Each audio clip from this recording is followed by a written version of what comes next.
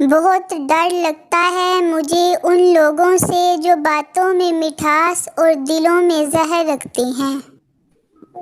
بے شک زندگی تھکا دینے والی چیز ہے، اور جب تم تھک جاؤ تو اپنے رب کو یاد کرو، کیونکہ سکون تو صرف اللہ کے ذکر میں ہے۔ بے شک میرا رب قریب ہے، دعائیں قبول فرمانے والا ہے۔ ہوں گی تمہارے پاس زمانے بھر کی ڈگریاں، گھر پر رکھا قرآن نہ پڑھ پاؤ تو ان پڑھ ہو تم۔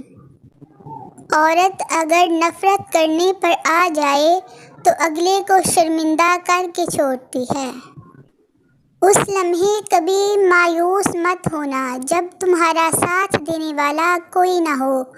آئنسٹائن نے بھی خوب کہا تھا، میں ان لوگوں کا شکر گزار ہوں جنہوں نے مشکل وقت میں مجھے چھوڑ دیا، کیونکہ انہوں نے مجھے سکھا دیا کہ میں تنہا سب کچھ کر سکتا ہوں۔